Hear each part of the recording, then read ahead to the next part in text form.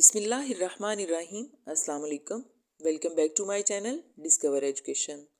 جماعت پنجم آپ کا سبق نمبر 10 ایک گائے اور بکری، اس کی تشریح ہم کر چکے ہیں۔ آج ہم پڑھیں گے اس کی مشق۔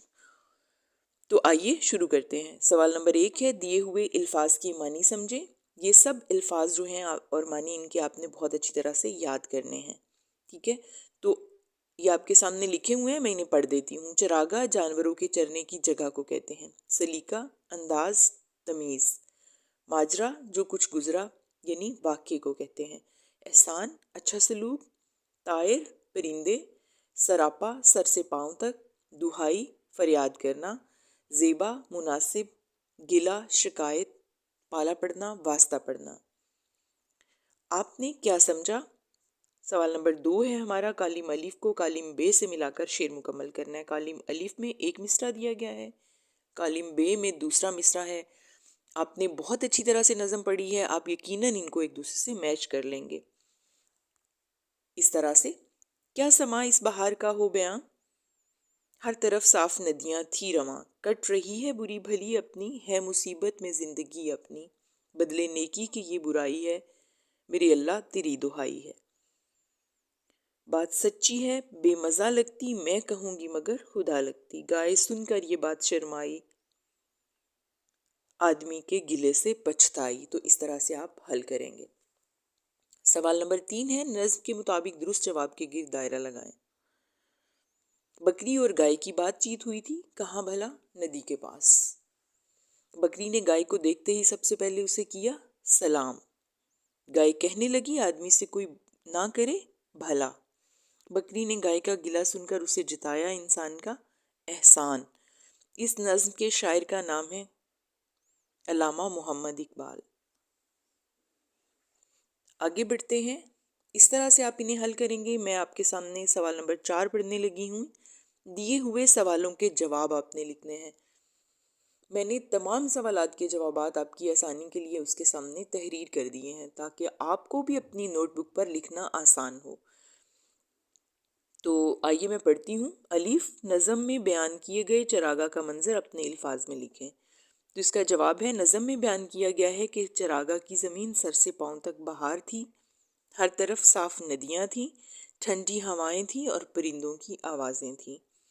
سوال بے ہے، گائے نے انسان پر اپنے کون سے احسان جتائے؟ تو اس کا جواب ہے، گائے نے کہا کہ انسان کے بچوں کو اپنے دودھ پر میں پالتی ہوں، اس کے ساتھ نیکی کرتی ہوں۔ جیم، یہ مزے آدمی کے دم سے ہیں، سے بکری کی کیا مراد ہے؟ تو مزے آدمی کے دم سے ہیں، اس سے بکری کی مراد ہے کہ انسان کی وجہ سے ہی یہ ہری گھاس اور چھاؤں جانوروں کو میسر آتی ہے۔ سوال نمبر دال، بکری کی بات سن کر آخرکار گائے کو کیا کہنا پڑا؟ گائے کو یہ کہنا پڑا کہ ساری خوشیاں اور مزے انسان کی وجہ سے ہی ہیں، اس کا ہم پر احسان ہے۔ سوال ہے، اس نظم سے ہمیں کیا سبق حاصل ہوا؟ تو اس نظم سے ہمیں سبق ملتا ہے کہ ہمیں ہمیشہ اللہ کا شکر ادا کرنا چاہیے، کسی کے احسان کی قدر کرنی چاہیے، اسے برا بھلا نہیں کہنا چاہیے۔ تو آگے ہے، مل کر کریں بات۔ سوال 5 ہے، نظم میں دیے ہوئے کرداروں کے بارے میں بات کریں، آپ کو کس کا کردار پسند آیا اور وجہ بتائیں۔ دیکھیں، اگر میں آپ کو بتاؤں تو اس میں جو اچھا بہترین کردار ہے وہ مجھے تو کردار پسند آیا ہے بکری کا، کیونکہ بے شک اس کی ذات چھوٹی ہے جیسا کہ شاعر نے کہا، لیکن اس کی بات بہت اچھی ہے کہ ہمیں ہمیشہ دوسروں کے احسان کی قدر کرنی چاہیے اور شکر ادا کرنا چاہیے اللہ تعالیٰ کا بھی اور انسان کا بھی، کہ جس کی وجہ سے جانوروں کو بہت ساری خوشیاں اور مزے نصیب ہوتے ہیں۔ تو مجھے تو بکری کا کردار پسند آیا ہے اور میں نے اس کی وجہ بھی بتا دی، کیونکہ اس نے بالکل اچھی بات کی تھی اور چھوٹا سا جانور ہے لیکن ہے بہت اچھا۔ آگے بڑھتے ہیں، لفظوں کا کھیل ہے۔ سوال نمبر 6، حروف کی ترتیب درست کر کے جانوروں کے نام تلاش کریں اور سامنے دی ہوئی جگہ میں ان کے نام اور ان سے حاصل کیے جانے والے فائدے لکھیں۔ جی، آپ کے سامنے حروف الگ الگ لکھے ہوئے ہیں، میں نے آپ کی آسانی کے لیے اس طرح سے انہیں حل کیا ہے۔ لام ی اور بے سے بنتا ہے بیل۔ تو بیل کس کام آتا ہے؟ آپ نے اس کا فائدہ بتانا ہے، تو بیل کھیت میں ہل چلانے کے کام آتا ہے۔ اگلا لفظ ہے یہ بڑی بھے اور اڑے، تو یہ بن جاتا ہے بھیڑ۔ تو اس کا فائدہ آپ یہ بتا سکتے ہیں کہ بھیڑ کی کھال سے اون حاصل ہوتی ہے اور آپ کو پتہ ہے کہ ان سے گرم کپڑے تیار ہوتے ہیں۔ اگلا لفظ جو ہے وہ دال ہے گاف اور الف ہے، تو یہ بنتا ہے گدھا۔ گدھا جو ہے وہ بوجھ بھی اٹھاتا ہے، لیکن آپ اس کا لکھ سکتے ہیں کہ سامان لادنے کے بھی کام آتا ہے۔ اسی طرح سے اگلا لفظ جو ہے وہ گھوڑا ہے، تو گھوڑا جو ہے وہ اس پر سواری کی جاتی ہے۔ تو یہ میں نے ان کے فائدے بھی آپ کو بتا دیے ایک ایک جملے میں، اس طرح سے آپ اس کو لکھ سکتے ہیں۔ اگلا سوال نمبر 7، قواعد سیکھیں۔ جملوں کے سامنے دیے ہوئے واحد الفاظ کی جمع بنا کر جملے مکمل کریں، یعنی خالی جگہ میں آپ نے جو سامنے الفاظ دیے گئے ہیں ان کی جمع کے ساتھ اس خالی جگہ کو پر کرنا ہے۔ نمبر 1، حضرت عائشہ رضی اللہ تعالیٰ عنہا مومن کی جمع لگائیں گے ہم مومنین کی ماں ہیں۔ نمبر 2 ہے، میں نے زائرین کو پانی پلایا، زائر کی جمع ہوتی ہے زائرین۔ ہمیں ملکی قانون، تو یہاں پہ تھوڑی سی غلطی ہوئی ہے، قانون کی جمع ہوگا قوانین، ٹھیک ہے، ہمیں ملکی قوانین کی پابندی کرنی چاہیے، قانون نہیں لکھا جائے گا یہاں پہ۔ آگے ہے، لیڈر نے حاضرین سے خطاب کیا، حاضر کی جمع ہوگی حاضرین، زیادہ لوگوں کو حاضرین کہتے ہیں۔ جماعت پنجم میں 7 سے 8 مضمون کی جمع بھی ٹھیک نہیں لکھا ہوا، یہاں پہ ہوگا مضامین پڑھائے جاتے ہیں، ٹھیک ہے۔ تو یہ اس میں نے 2 غلطیوں کی نشاندہی کی، یہ بھی ایک اسٹوڈنٹ نے پر کیا ہوا ہے، تو یہاں پہ یہ 2 غلطیاں ہیں۔ قانون کی جمع ہوگا قوانین، کاف واو الف با نون یہ نون، قوانین، اور اس طرح سے مضمون کی جمع لکھا جائے گا مضامین، میم زواد الف زا میم ج نون، مضامین پڑھائے جاتے ہیں۔ آگے بڑھتے ہیں، دیے ہوئے جملے غور سے پڑھیں، ان جملوں کی درست صورت یہ ہوگی، یعنی یہ جو الفاظ ہیں بیچ میں یہ غلط لکھے ہوئے ہیں، آپ نے انہیں درست کرنا ہے۔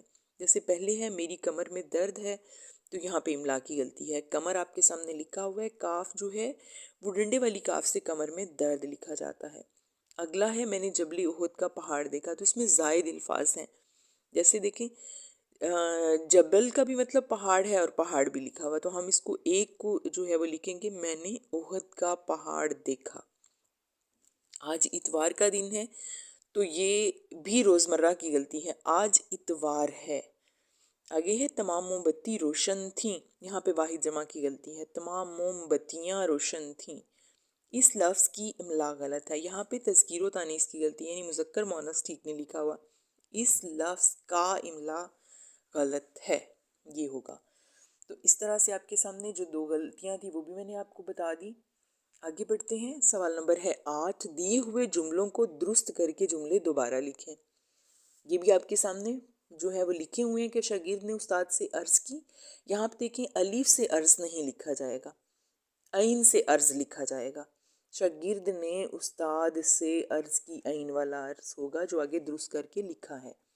راوی آج کل خشک ہوتی جا رہی ہے، تو راوی جو ہے وہ دریا ہے، یہاں پہ مذکر مؤنث کی غلطی ہے، راوی آج کل خشک ہوتا جا رہا ہے، ٹھیک ہے۔ اوپر والے جملے میں جو تھی وہ اس کی املا کی غلطی تھی، یہاں پہ جو ہے وہ تذکیر و تانیث کی غلطی ہے۔ یہاں ہر امراض کا علاج کیا جاتا ہے، ایسے نہیں ہوگا جب ہر لکھا ہوا ہے تو مرض لکھا جائے گا، یہاں ہر مرض کا علاج کیا جاتا ہے۔